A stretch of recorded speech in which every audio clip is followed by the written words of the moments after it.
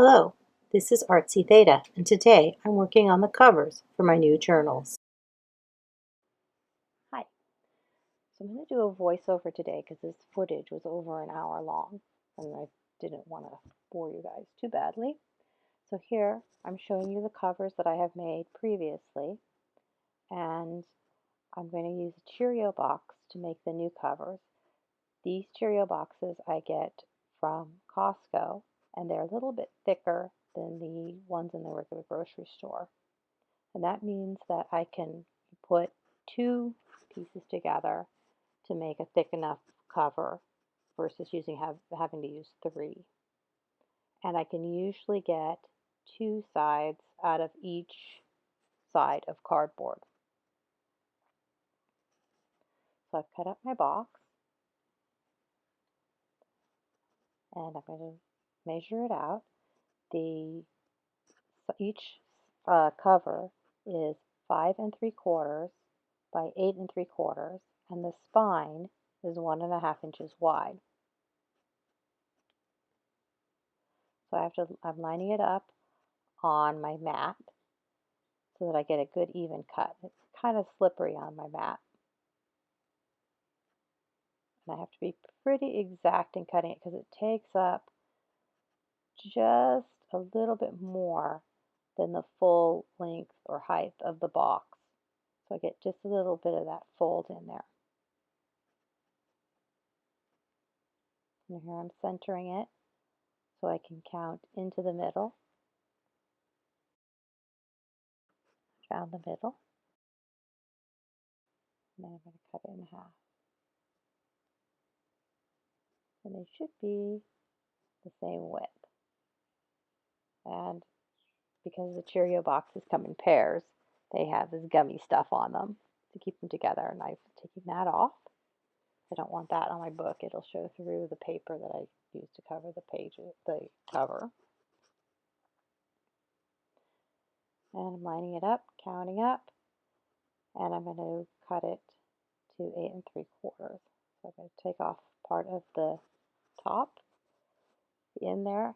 And sometimes if the box has got a dent in it or a crease, then I'll cut more off of one end than off of the other end. And you can see there that I have one edge that's a little bit longer than the other edge. There, just making sure that I was supposed to cut it to 8 3/4.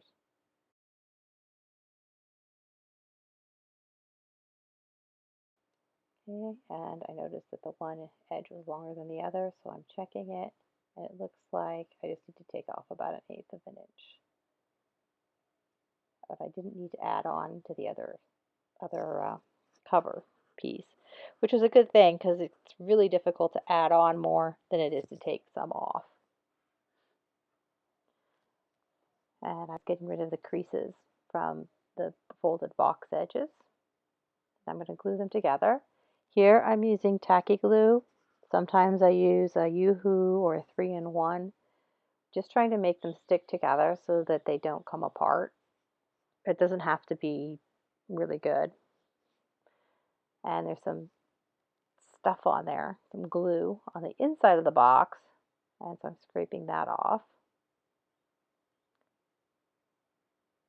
And I think there were 2 pieces like that I had to scrape.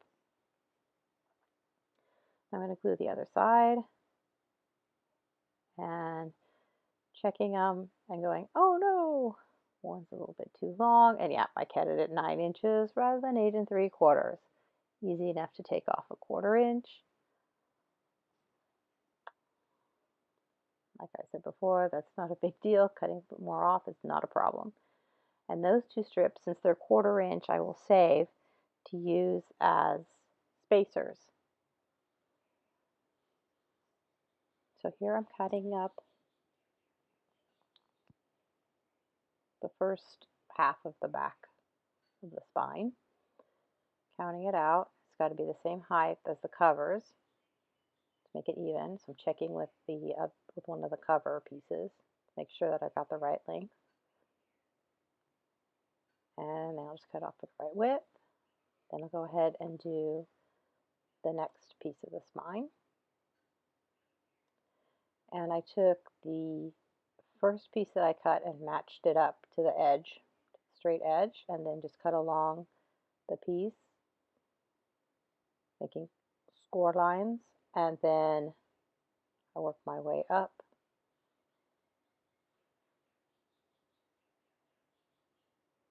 And once the score lines are in place, that creates a channel and makes it really easy then to just cut the piece, and then it will be exactly the same as the piece that you had already cut.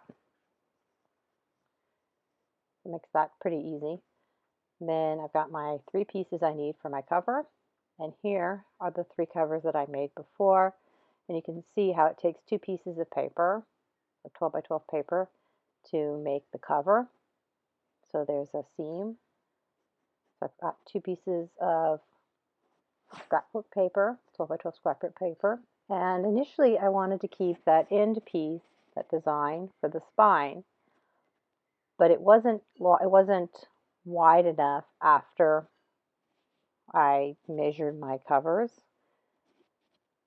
So the paper wasn't wide enough to be able to keep that piece as wide enough for the spine.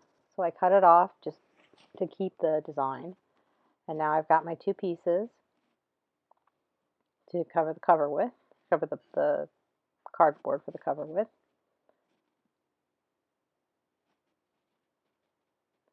So I'm trying to decide where I want the cover design. So this is going to be the front piece, and the blue design will be in the bottom right-hand corner. And then for the other piece, I want the design in the upper left-hand corner. So I'm showing you the crease again, where the two meet up. Now you can glue the 2 pieces together and work from the center out, or like in the case that I'm doing, I'm just checking to make sure I've got enough space around my cardboard. And then I'm going to mark, or actually I'm going to cut off the excess, the part that I don't need. And then I'll have those 2 pieces, which I'll save.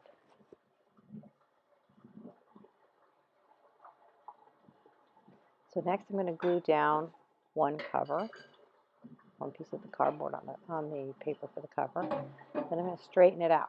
So I've lined it up on my mat, and then I put the ruler below it to line it up. Use the brayer to make sure it's stuck really well, because I don't like bubbles in my covers. Line it up again. It's a little too high. Now you can also draw out where your cover needs to go, where your cardboard needs to go for the cover. So there's the spacers, which are the pieces that I cut off the one cardboard cover that was too long. And so they'll keep a 1/4 inch space there. And then I use my ruler to make sure that it's even. Wipe up the glue, brayer it down again. And then I have to think, okay, now which side did I want to be on the back? And I put my glue down again. Spread it out. I want to get this really, really close to the edge so that I don't have to go back and glue the seam. But you'll see I end up having to a little bit anyway. So I'm going to rub that down, wipe up the glue, and press it down really hard. I want that connection there to be really stuck down well. Now, when I go to fold the cover, I'll see whether or not how well it is down. First, we're going to fold up all the edges. You can see that little bit up there that didn't quite get glued. So at one point I may end up gluing that. Don't really need to. So cut the corners off. Now you don't want to cut them right up to the edge of the cardboard. You want to leave about 1/8 of an inch or a little bit more so that you don't have a gap of cardboard. So I'm showing you there is if you do have a gap of cardboard, save that corner and put that in, and that will cover your corner so the cardboard doesn't show. Spreading out the glue and folding down the edge and pushing towards the center because that'll give a much crisper edge. Run my finger along the edge there to sharpen it, and then that will give you a nice sharp edge. Then the other side, same thing. Spread out the glue, and then make sure that you press and push towards the center. Now I was going to do the tops, then I realized, no, wait, I wanted to put some of the, what's it called? Cheesecloth in there to help prevent the cover from breaking as easily. So here I'm cutting off a piece of cheesecloth.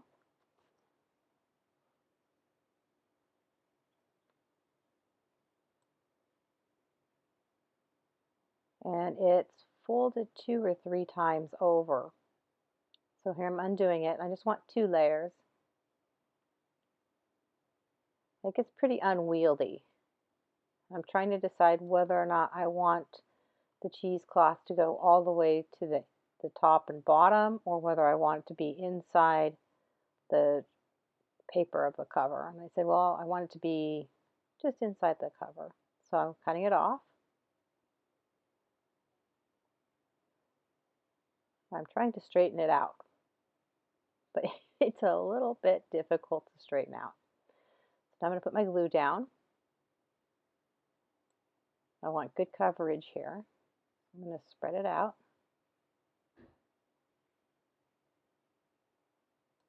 Then I'm going to lay my cheesecloth down and spread it out. And if it's a tiny bit lumpy, it's going to be okay. Just don't want too many lumps. Stretching it, pressing it down, finding that that piece was the rolled edge and it was a little bit thicker than I wanted. So it was liable to show.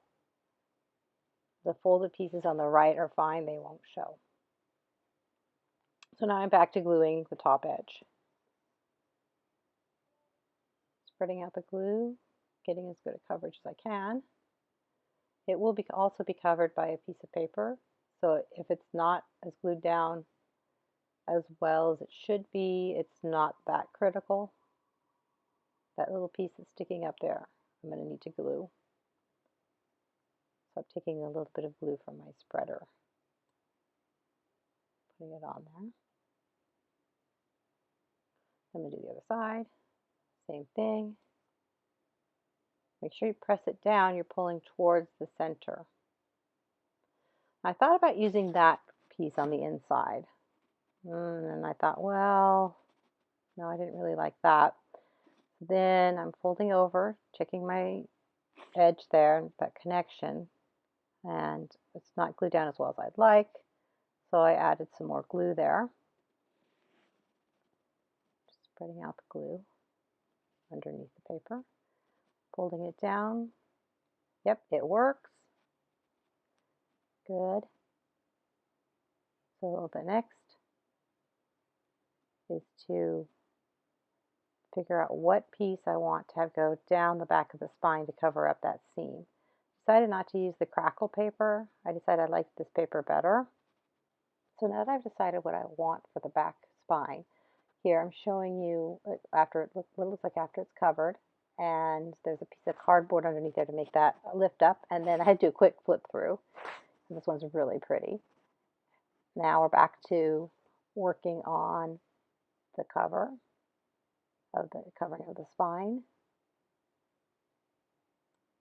And I thought, I gotta get all the way to the edge, and I better do it over something. So I found an old magazine. Full coverage on there. Okay, now this is where I should have lined my cover up on my mat first so that it was squared up. And so I have to pull it off. I have to, here I'm doing it right now, line up, center it up. Now I can center my spine covering up. Press it down, but now I've got that little corner, so I've got to fix it. So I had to undo that little scrap of paper and glue it back down. And it's really hard to notice. If you get it just right, match all the fibers up, it's really hard to tell when you pull the piece off like that, especially when it's really small. Pressing everything down, making sure I'm pressing it towards the center. Keep those creases. Brayering it down. So we've got really good adhesion. Then I'm just re-gluing all the corners just to make sure they're all down. Now here's one of the other covers. So the two covers with the flowers on them, I put this pink with the birds on it, little white birds on it. It's really pretty. To cover the spine. That came out nice.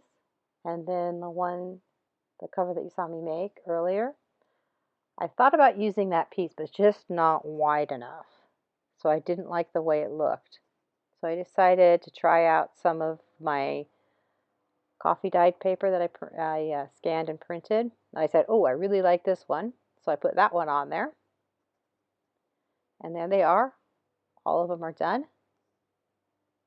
And those are the inserts, and they're going to go into the book covers. And that'll be the next video. I hope you enjoyed this one. This has been Artsy Theta. Thank you for watching. Have a great day.